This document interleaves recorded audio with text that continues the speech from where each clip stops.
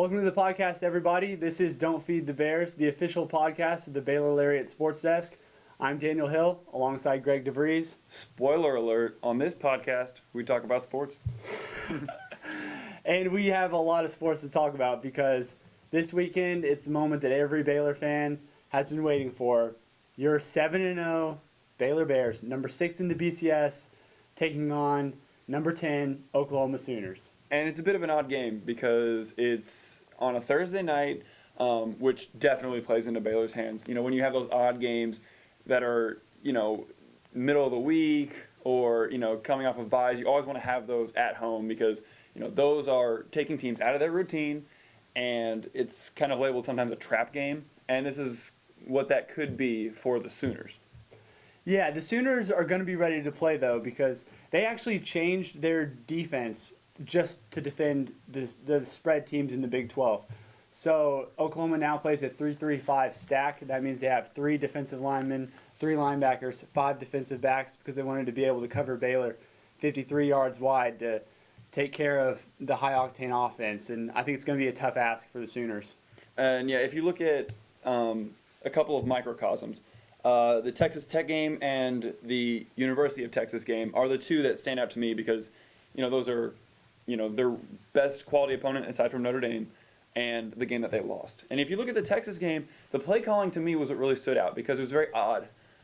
They called 26 pass plays for Blake Bell, which is the most out of any Big 12 game that they played so far. And he completed fewer than 50%, actually 46.2% of those passes. So they knew the passing game wasn't working. They stuck with it. And actually, the run game was working that game. But they forced themselves into this into a game plan that really they didn't want to have, I guess. And so the Sooners got behind, and that's how they ended up losing to Texas. Then the other game, passing game was working, and Bell threw for 249 yards against Texas Tech, whose defense, admittedly, is pretty suspect. But yeah, it's just kind of a matter of, is the pass game working for the Sooners? Yeah, the one thing about Oklahoma, though, is I think they've had good preparation for Baylor because, like you said, they've taken on Texas Tech, who runs a very similar offense to Baylor's. Texas Tech doesn't have the horses that Baylor has, talent-wise, in my opinion, and Texas Tech can't run the ball the way Baylor can. But I think still facing a spread offense in, a pretty hostile environment, I think that's good preparation for this Thursday. But what scares you big about this Oklahoma team is that they have found their identity. They can run the ball. For the first time since 2004, Oklahoma is averaging more rushing yards per game than passing yards. So that you talked a little bit about that Texas game. They found their identity. It's running the ball. And they've got all kinds of featured backs, Brennan Clay, Damian Williams, and they'll use Blake Bell, their quarterback, as a runner. So they can run the ball. They're 17th in rushing yards in the nation. And that might be a tough task for the Baylor defense to stop the running game because they struggled with the run against Kansas State. Yeah, and that's kind of the game I was going to allude to, is when you look at the Oklahoma game, it's definitely in the cards that Oklahoma wins. Obviously, Baylor is the favorite being at home and, being higher ranked and undefeated and what have you. But if Oklahoma can come out and play a similar style, than to what Kansas State played, because if you look at Kansas State, they ran almost the same play every time. They took Sam's and they hit the hole opposite of where Sam Hall was lined up.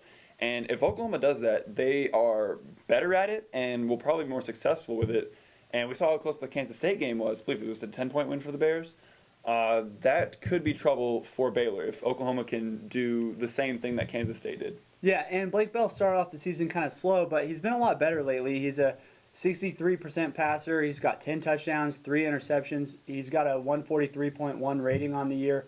So Blake Bell's settled into his role. It seems like they found something in the ground game, and they do have a pretty lights-out defense. They're the 14th best scoring defense in the nation.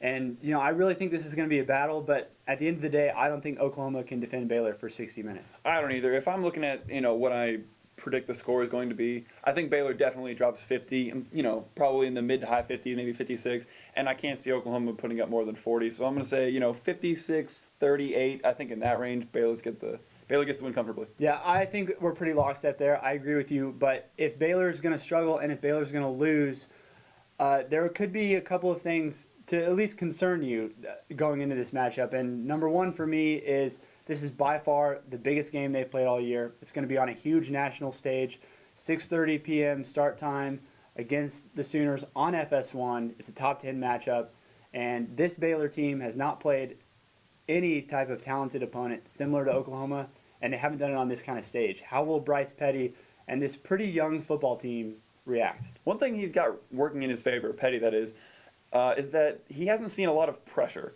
The offensive line has done a great job. I mean, and there's NFL talent on this line, but they've done a really good job of making sure that Petty is comfortable. And I think that obviously the nerves are going to be there pregame and into the first quarter maybe, but if Petty can just have his pocket and find his receivers, he's going to hit his rhythm. But the fact that he's not going to be, blown up by defensive ends is really going to help him. And a bit of an odd statistic for Blake Bell. You picture him as, when they had Landry Jones there, they'd put him in goal line sets and he'd run up the middle and truck people that, you thought were just mountains men. But 0 rushing touchdowns on the year. And when you think of him as a goal line, almost a back, it's really weird that hasn't played itself out for the Sooners. And he had a pretty good rushing game against the Bears last time around. So will he get on the in the touchdown column this game? Probably. But that hasn't been him this year. Yeah, if there's one weakness for the Baylor defense, though, it's that they can get out-muscled up front at the line of scrimmage. And Oklahoma's kind of held Blake Bell back this year. He only has 245 yards rushing, 0 touchdowns, like you said. And if there's one thing that concerns me, it would be Oklahoma's ability to get 4 yards in a cloud of dust and just control the ball. Because like what Kansas State did, it was pretty effective against the Bears, and Kansas State almost won that game. But for Baylor offensively, you talked about the pressure being on Petty, and I think there is a lot of pressure on him. But the good news for him, Oklahoma only plays with 3 down linemen. So what does that mean? Baylor's going to use a heavy dose of the running game. It's going to be a lot of Glasgow Martin, a lot of Lake Seastrunk. And I think this could be the game where Lake Seastrunk goes for 200-plus yards and really has a highlight game. Yeah, Oklahoma has to show their hand because if they're going to play, 3 linemen, they have to show what the linebacker's going to do. Because if they're only going to put 3 linemen up there against an NFL offensive line that Baylor has, it's pretty easy to run the ball, pick up, 6 yards and do it again. But then, if they bring the linebackers up, well, I like our matchup with our receivers on their corners. So, Oklahoma, they're going to have to disguise some things somehow because this Baylor offense can definitely take advantage of mismatches. Yeah, Baylor's offense is all predicated on a very simple numbers game. You just look at the numbers, and that dictates the play call. So if Oklahoma's going to stack the box, Baylor, like you said, is going to be more than willing to take their chances one-on-one on the outside. Tevin Reese and Antoine Goodley might be the best tandem of wide receivers in all of college football. And then if Oklahoma decides that they want to play 2 safeties high and then man up on 4 wide receivers, all of a sudden that's 6 defensive backs, only 5 people in the box. Baylor's going to run it all day. And so ultimately this is going to be a huge game for the Bears. And I think they're going to take care of business, but the Achilles heel of this team is still the defense because they haven't played anyone like Oklahoma yet.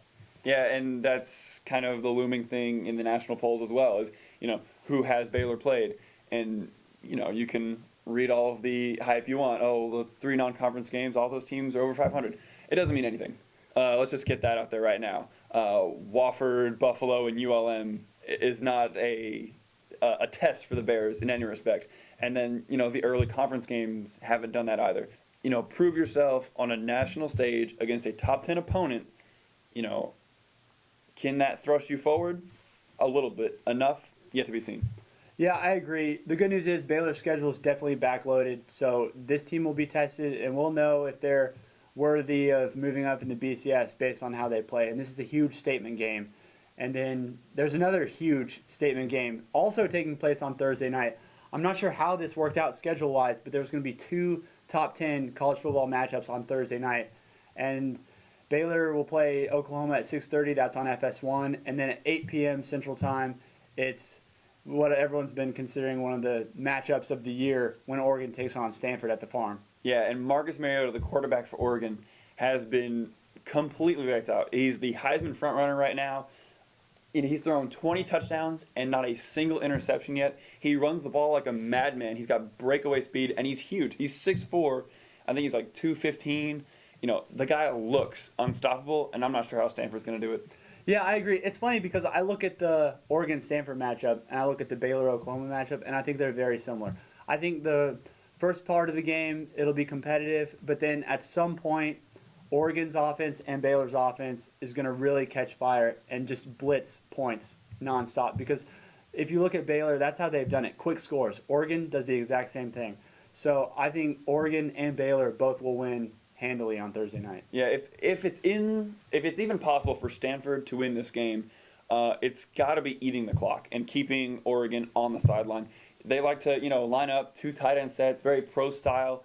And if you're going to run the ball and throw to your tight ends, that's conducive to a running clock, a slow pace. And I think that's, if it's going to happen, that's how it's going to happen. But you know what? Oregon's a really good team, and everyone seems to have forgotten that Stanford lost to Utah, who's a very mediocre team. And so Stanford has kind of exposed themselves in that regard, and they haven't really won convincingly in any of their important games yet, or even their conference games yet, the unimportant ones. So how good is Stanford really? I'm not sure. But this game should say a lot about how good Oregon is, because I think Oregon's going to blow them out. I think Oregon is a legitimate team this year. And in my opinion, there's 3 truly elite teams in college football this year, and that's Alabama, Florida State, and Oregon. I think Ohio State's really good. I think Baylor's really good, but I think both of those teams have holes. For Baylor defensively, and for Ohio State, they haven't played anyone number one.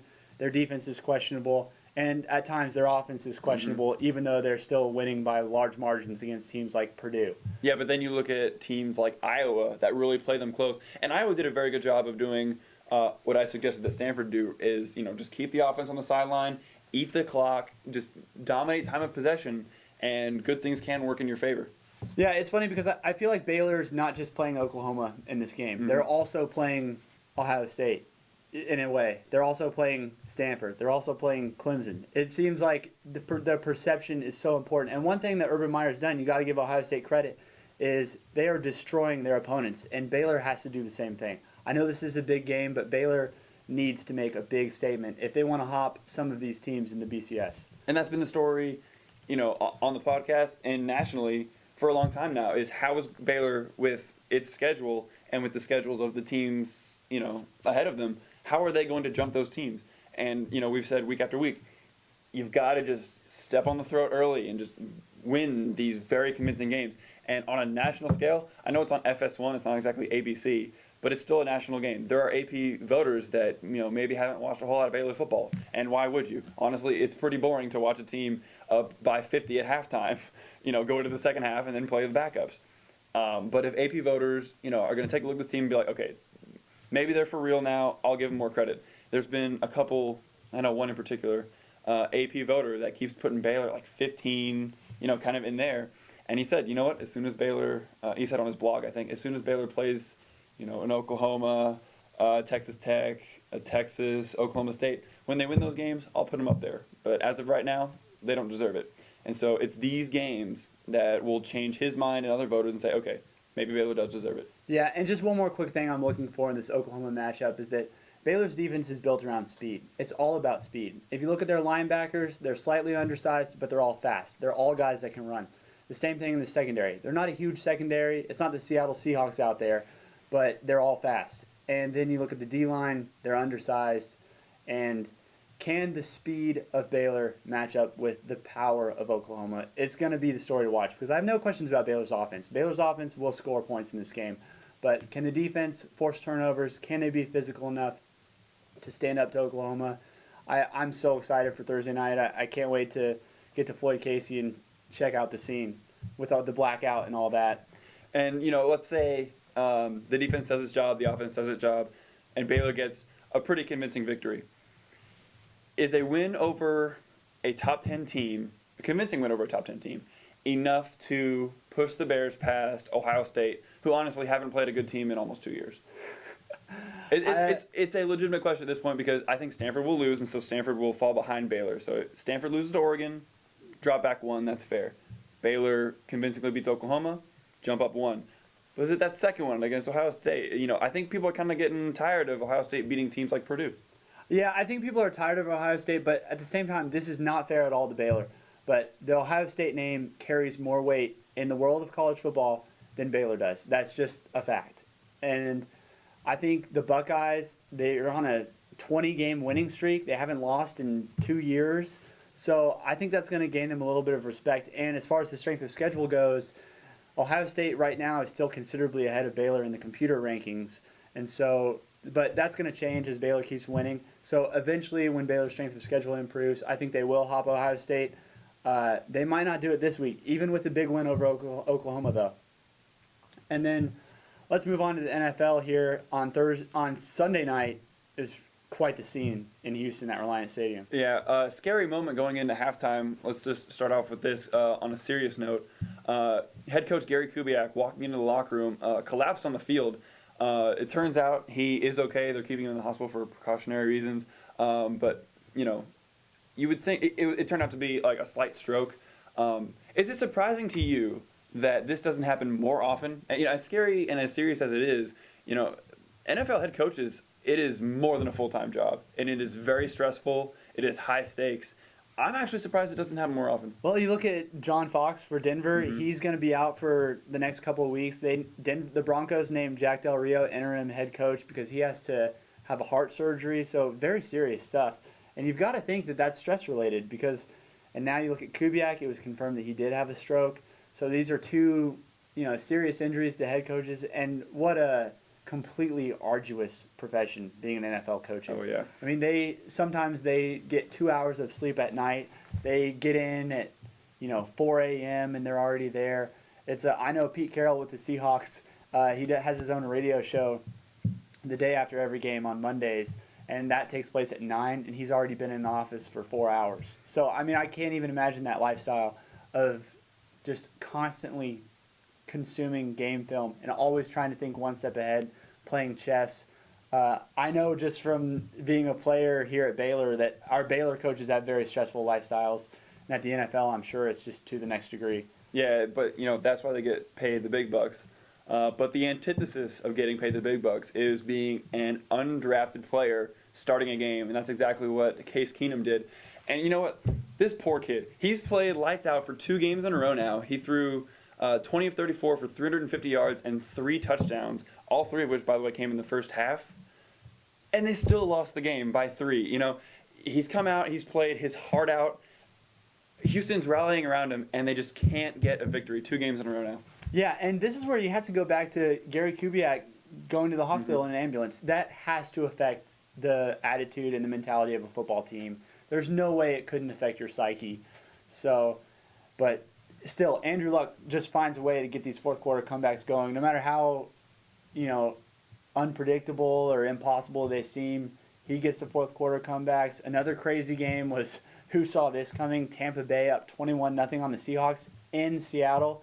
Somehow the Seahawks come back and win 27-24 in OT. The Cowboys-Vikings game, bizarre for the Minnesota to be a 1-win team, and Dallas barely beat them on a last-second touchdown. Yeah, and Tony Romo's been actually pretty lights out this year. 20 touchdowns, I believe, to 6 picks.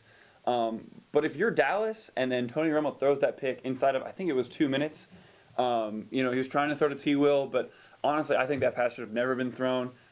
Terrence Williams was completely covered. But if you're a Cowboys fan, you're thinking, oh, man, here we go again. Tony Romo throwing picks late in the game. But surprisingly, the Cowboys' defense, yes, their defense, stepped up, got the ball back, and the Cowboys go and win the game. It was very exciting. Okay, I'm going to put you on the spot here. Looking at the AFC, you've got the Chiefs, who are 9-0. Are you buying what the Chiefs are selling, or who is the best team in the AFC? Okay, with the Chiefs, I'm sensing a little bit of what I saw with the Houston Texans last year. If you remember, the Texans got off to an 11-1 start. They seemed, favorites to go deep in the playoffs, maybe Super Bowl. That was in the conversation. But in the NFL, it's when you hit your stride. And if you hit your stride early, it's really hard to get out of that rut, later in the season and then hit it again for the playoffs. And I feel like that's what the Chiefs are doing. They're starting out hot. They're 9-0. But eventually they're going to hit that rut, and I don't know if they're going to be able to kick it back into gear, because the hardest thing to do is kick it back into gear for the playoffs. Yeah, I agree with you. Eventually, Kansas City is going to run out of luck, and they did need luck to beat the Buffalo Bills on Sunday, because it's crazy, but Buffalo was starting Jeff Toole, an undrafted rookie quarterback from Washington State University, a guy that most of America has probably never even heard of. And Buffalo needed 2 defensive touchdowns to win that game 23-13. So their offense couldn't get much going. E.J. Manuel's going to be back healthy for the Bills. But still, when you're facing an undrafted rookie quarterback and you only win by 10 points with 2 defensive touchdowns, that just screams warning sign to me. Yeah, with all these undrafted quarterbacks playing, Vince Young's got to be thinking, man, what do I have to do? Nothing, Vince. Take up another profession. Exactly. But then I look at the New England Patriots. They're a team, in my opinion, they're the best team in the AFC because ever since Gronk came back, they've been a different team. They've started to run the ball better. Stephen Ridley has had 4 straight games with either a touchdown or over 100 yards rushing. And when the Patriots can run the ball, it is amazing what that does to Tom Brady as a quarterback. He had Troy Polamalu spinning in circles, and the Patriots had the most yards ever gained against the Pittsburgh Steelers defense. So in the AFC, I'm buying what New England's selling. And I'm actually going to agree with you there. One thing that cannot be overstated is the importance of health. Because when, Gronk was out, Danny Amendola was out, defenses looked at this team and they thought, okay, let's load the box. Because these receivers, I know Tom Brady can make any receiver look like a Pro Bowler, but man, that's hard to do when you've got, your stars out. And so all of a sudden Amendola's back. He had a pretty good game. And obviously Gronkowski had just a monster game per usual, really. All of a sudden defenses have to spread it out and the running lanes open up. And with New England running the ball, they might be the best team in the AFC. And when it's November and December, it's winning time in New England, and Bill Belichick's the best in the game. And then another team who knows a thing or two about winning, the Houston Dynamo. Oh, MLS. yes. People might be surprised right now. We are talking MLS soccer on the podcast, almost unheard of. But I got to tell you, I'm a football guy. I spend all Saturday watching football. I spend all Sunday watching football. But after that first slate of games, I thought, I'm a Dynamo fan. I'm not exactly diehard, but I'm a Dynamo fan. I'll watch the game against New York. But I got to tell you, man, playoff MLS soccer just has so much energy about it. You can sense it even on TV in all the soccer arenas. And to watch, after the first half, the Dynamo were down 2-0. And then in the second half, Ricardo Clark gets a goal off of, a really misplaced ball in the middle. And then in stoppage time, Omar Cummings can squirt one by in the corner. Just, you could feel the energy. And that's exactly what I'm looking for in sports. And honestly, the NFL is king, but they have not been providing that just kind of excitement. I jumped off of my couch yelling for a team that I've watched 3 times this year. And it's that kind of energy that you've got to check out if you're not a soccer fan. Yeah, and you talk about that energy and excitement. Well, I texted you on Saturday night, holy cow, look at the atmosphere in Seattle for Sounders versus Portland. A huge rivalry up in the Northwest, but it was an incredible atmosphere. The Sounders faithful were going insane. Portland and Seattle, they hate each other. But what a great atmosphere. And I just think it's a shame that so many sports fans are missing out on it because the MLS, soccer's making a huge move in America. It's obvious. Soccer's more relevant here than it's ever been before. And our national team is playing well. The MLS is improving year after year. And when players like Clint Dempsey opt to not play at elite leagues in Europe and to stay home in the MLS is just going to keep improving with all this homegrown talent that the U.S. is now producing. Yeah, and I really hate the anti-soccer arguments because, traditionally it's not, America's best sport. But so be it. And the main criticism of the MLS is, it's not the EPL. Well, you know what? There are a bunch of leagues around the world, and none of them are the EPL. The fact of the matter is, if you have a guy that is that good, every league is a feeder team to the EPL, but that does not mean you can just skip these games because they are very exciting and very worth watching. If it doesn't take much research to understand the game. Honestly, just sit down, pick a team, root for them, and you'll be surprised how into it that you get. Yeah, I agree. I guess if there's a theme here, it's just to give soccer a chance because my older brother really got me into soccer. He started watching soccer, and I kind of begrudgingly would watch it with him at first. But now I'm a huge fan, and on Saturday I found myself on 2 occasions turning off the football and switching to soccer. Early in the day when it was nothing but awful Big Ten football games, I watched Arsenal-Liverpool. And then late at night, I watched Sounders-Timbers when Florida State and Miami was over. And so, but the MLS is incredibly entertaining, and in my opinion, it's must-watch TV. Oh, yeah. You've got to check it out. And then let's keep it going with the soccer talk here. How are the Baylor Bears doing? Well, they're on a 2-game win streak, which, wins have kind of been hard to come by for the Bears. But they beat TCU 1-0, and they're now in Kansas City for the Big 12 tournament. They are the 5 seed Sick'em Bears. And the volleyball team, unfortunately, got swept by Iowa State on Saturday. Their record now stands at 11-15, 3-7 in the conference. And their next match is on Saturday at TCU. Hope you enjoyed the podcast, everybody. This has been Don't Feed the Bears. Thanks for listening. Forever Orange.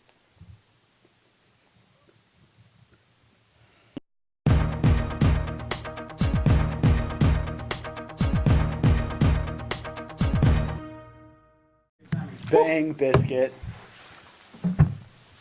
Oh. Soccer talk. Making it on the podcast. Dude, it was actually good, though, man. You know, the one thing we didn't do is we didn't just say that, it's Timbers, Seattle, Salt Lake, LA, Yeah. Sporting KC, New England. Yeah, let the people find out for themselves. Let them just turn on a game and be like, okay, Sporting KC, I'll root for them. Dude, people really are missing out, though. Oh, man. It's such good TV.